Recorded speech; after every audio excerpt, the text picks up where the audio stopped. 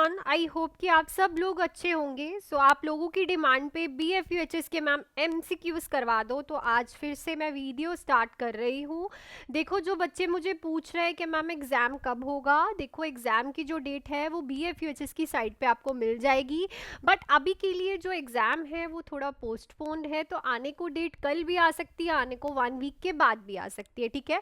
But अभी के लिए ये लेके चलो कि आपके पास जो टाइम है उसको आप यूटिलाइज कैसे करो।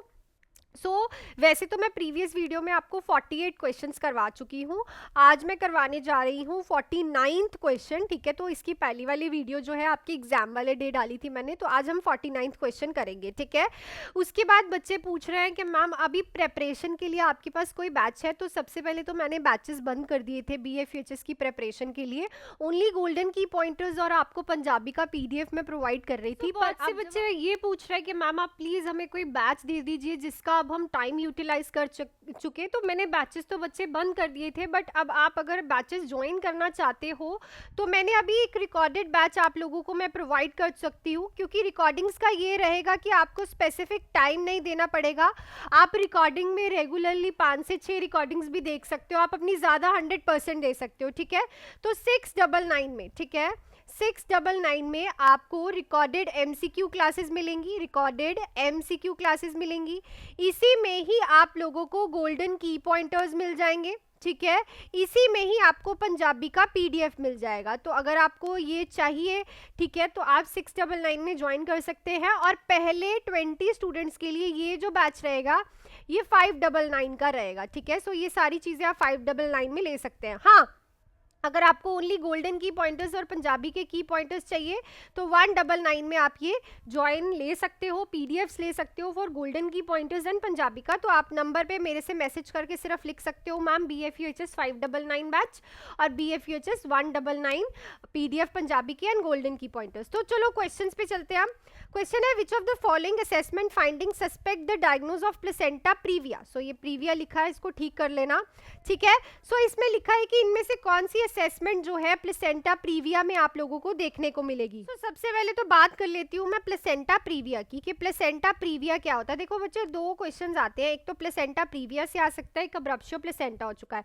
और जो ऑलरेडी बच्चे गोल्डन की पॉइंटर्स ले चुके हैं उनसे पूछो, वो कमेंट करके भी बता सकते हैं कि जो ये रिसेंट वाला पेपर जिन्होंने दिया है उनमें से कितने ज्यादा क्वेश्चन उसमें से आए थे, डायरेक्ट थे, 1 लाइनर, डायरेक्ट गोल्डन की पॉइंटर्स जो मैंने प्रोवाइड किए थे, ठीक है ना। वही बच्चे अब बैचेस भी के लिए भी बोल रहे हैं कि मैम बैच दे दो, मे बी हम उससे भी ज़्यादा अच्छा कर लें। तो आपको मैंने डिटेल्स दे दिया। देखो, प्लेसेंटा प्रीविया क्या होता है कि जो प्लेसेंटा है वो यूट्रस की लोअर ओस पे आके अटैच हो जाता है, ठीक है ना। क्या होता है, जैसे कि ये यूट्रस है मदर का, ठीक है, और जो ये प्लेसेंटा है, ठीक है, ये मैं प्लेसेंटा बना देती हूँ यहाँ पे। जो प्लेसेंटा है वो नियर द ऑस आके जो है अटैच हो गया, ठीक है। इसका डिग्री होता है, कोई प्लेसेंटा नियर द ऑस होता है, किसी ने पूरी की पूरी ऑस ही कवर कर रखी होती है, ठीक है। इसमें आपको क्या देखने को मिलेगा, ऑप्शंस देख लेते हैं। ब्राइट रेड कलर की ब्लीडिंग, एब्डोमिनल पेन, प्लेसेंटा इन अपर सेगमेंट, टेंडर यूट्रस। तो देखो अब यहाँ पे प्रॉब्लम क्या है कि यहाँ पे जो प्लेसेंटा है वो बिल्कुल नीचे लग गया है यूट्रस पे आके। तो ये प्लेसेंटा से हमें एक्टिव ब्लीडिंग देखने को मिलती है, पर देखो इसमें हमें ना पेन नहीं देखने को मिलती। क्यों? क्योंकि यहाँ पे प्लेसेंटा अलग नहीं हो रहा है, ठीक है, कोई प्रॉब्लम नहीं हो रही है। इट्स जस्ट कि प्लेसेंटा लोअर सेगमेंट पे लगा है, जिसकी वजह से ब्राइट रेड कलर की ब्लीडिंग देखने को मिल रही है, नथिंग मोर देन दैट, ठीक है ना। बट अगर मैं वही बात करूँ अब्रप्शो प्लेसेंटा की, उसमें क्या होता है कि प्लेसेंटा अलग हो रहा है। अब कोई भी चीज चिपकी हुई है वो अलग होगी तो वहां पे पेन होगा बच्चे, ठीक है ना। तो वहां पे आपको पेनफुल ब्लीडिंग देखने को मिलती है, पर यहाँ पे पेनलेस ब्लीडिंग देखने को मिलती है। तो दोनों में डिफरेंस है, तो इसको आपको याद रखना है। नेक्स्ट, मेनिंजाइटिस से ये जो पेपर हुआ है इससे भी क्वेश्चन आया था, तो कर लेते हैं। The nurse is caring for 2-year-old child with the meningitis, for which clinical manifestation of increasing ICP should the nurse assess the child, ठीक है। तो मेनिंजाइटिस वाला 2 साल का बच्चा है, कौन सी क्लिनिकल मैनिफेस्टेशन ये बताएगी कि उसका जो ICP है वो इंक्रीज हो गया है, तो आप क्या असेस करोगे। Seizures and vomiting, decrease respiratory rate, increase respiratory rate, both A and B.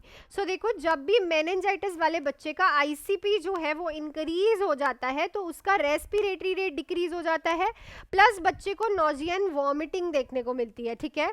तो यहाँ पे जो राइट ऑप्शन रहेगा is your option number A and B.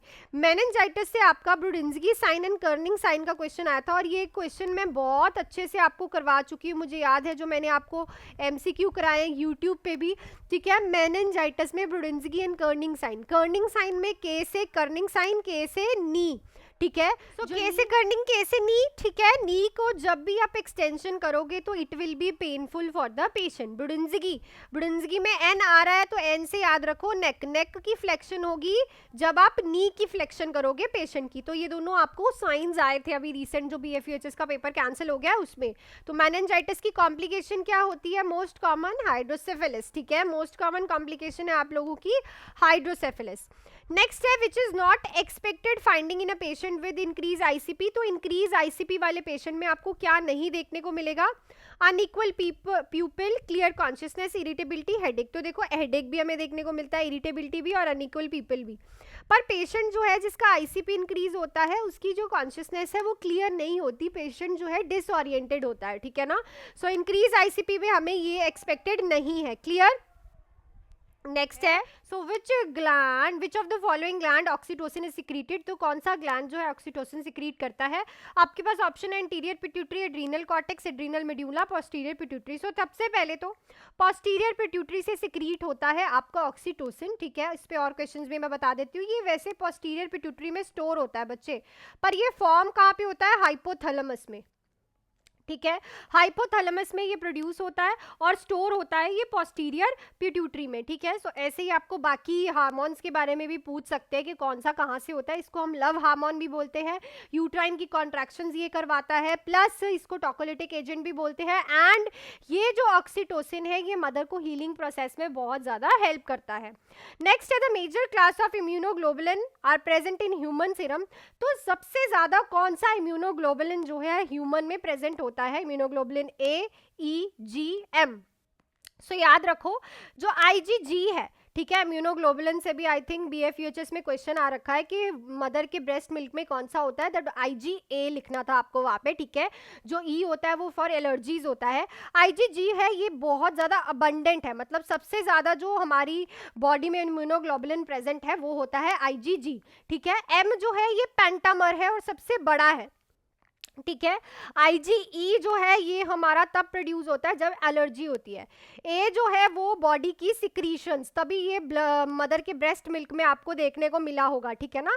तभी ये मदर के ब्रेस्ट मिल्क में आपको देखने को मिला होगा। सो यही क्वेश्चन आपको इम्यूनोग्लोबुलिन का आया था पेपर में बीएफयूएचएस का रिसेंट वाला, ठीक है।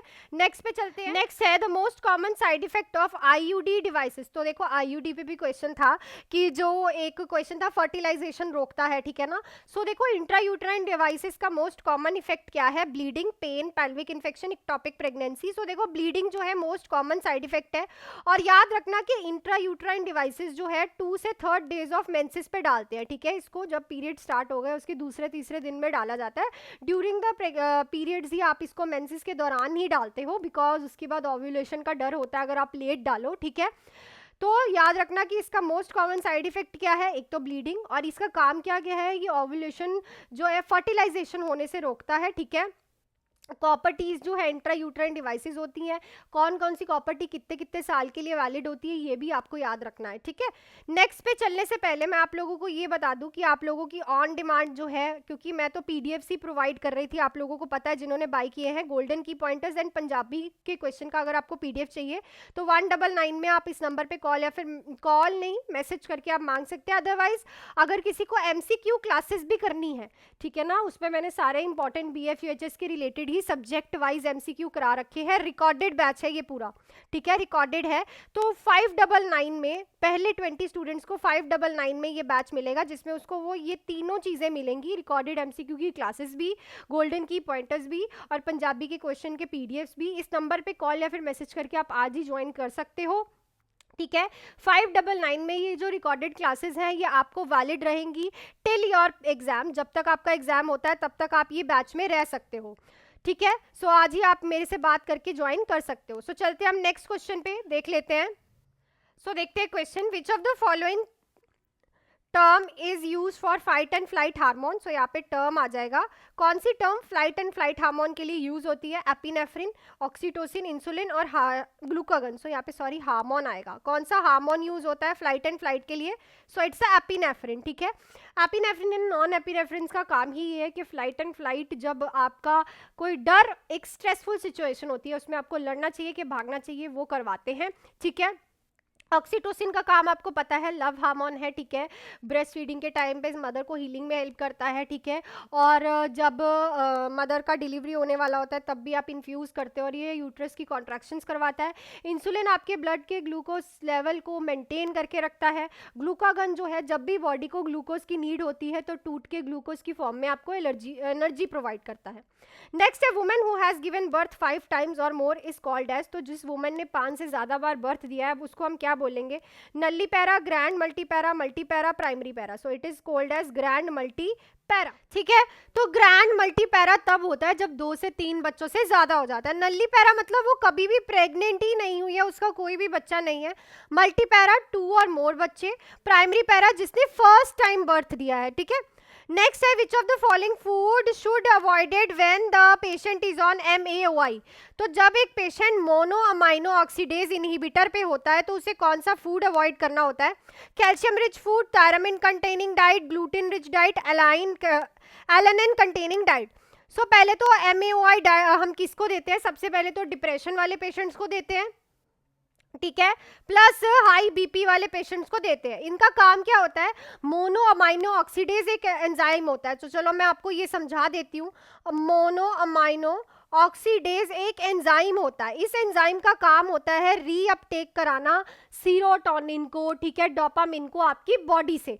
ठीक है, तो इन पेशेंट्स में ऑलरेडी ही सीरोटोनिन कम होता है, डोपामिन कम होता है। तो इन पेशेंट की बॉडी से अगर ये एंजाइम और ज्यादा अपटेक करा देगा तो बिल्कुल ही डाउन हो जाएगा। तो इसको इनहिबिट करने के लिए आप इनहिबिटर देते हो और इस पेशेंट को हम टायरामिन डाइट देने से मना करते हैं। क्यों? क्योंकि टायरामिन डाइट इसके मैकेनिज्म ऑफ एक्शन पे वर्क करने नहीं देती इसको। ठीक है, सो ये बहुत बड़ी चीज आई थिंक आपको क्लियर हो गई हो। काफियों को पता है व्हाट इज MAOI, पर इसका एक्शन नहीं पता ये क्या काम करता है। So this is what it is. ठीक है, नेक्स्ट है, increase suicidal tendency associated with alteration in brain level. So जो सुसाइडल टेंडेंसीज पेशेंट की इंक्रीज हो जाती है, उसके ब्रेन का लेवल क्या, ब्रेन के लेवल में क्या अल्टर होता है? नॉन एड्रेनलिन, सीरोटोनिन, डोपामिन या फिर GABA. So it's a serotonin. Depression वाले पेशेंट में क्या कम होता है? सीरोटोनिन। सीरोटोनिन कम होगा तो पेशेंट की सुसाइडल टेंडेंसीज इंक्रीज होंगी। नेक्स्ट है, after a head injury the patient begins to have drainage from the nose, the nurse assess the drainage by which method. तो हेड इंजरी के बाद पेशेंट के knows से ड्रेनेज आ रही है, तो आप किस मेथड से उस ड्रेनेज को असेस करोगे? होलो टेस्ट से, टिनल टेस्ट से, बैटल साइन से, बेबिंस्की साइन से। तो जो होलो साइन होता है इसमें क्या करते हो? देखो हेड इंजरी में ये होता है कि कहीं वो ड्रेनेज CSF तो नहीं है। सो इसको चेक करने के लिए आप एक टिश्यू लेते हो और उस टिश्यू पे ड्रेनेज करवाते हो, और ड्रेनेज अगर ऐसी रिंग लाइक बन जाए, कैसा मतलब? ऐसा रिंग लाइक उसका स्ट्रक्चर बन जाए ड्रेनेज का, then it is a sign के पेशेंट का जो ड्रेनेज आ रहा है वो CSF है। और इस टेस्ट को हम क्या बोलते हैं? हेलोस टेस्ट, जो कि बताता है, एक रिंग लाइक स्ट्रक्चर बना देता है। अदरवाइज अगर नॉर्मल डिस्चार्ज है, म्यूकस है, स्लाइवा है, तो वो रिंग थोड़ी बनता है ना। भी अगर CSF होगा तो वो रिंग बन जाएगा। लास्ट क्वेश्चन है, अब रेगुलर वीडियोस आएंगी, तो लास्ट क्वेश्चन है इस वीडियो का, which position is given to the patient after mastectomy. Mastectomy के बाद आप कौन सी पोजीशन देते हो पेशेंट को? Side line of the affected side, elevated affected head with the pillow, left lateral position, prone position.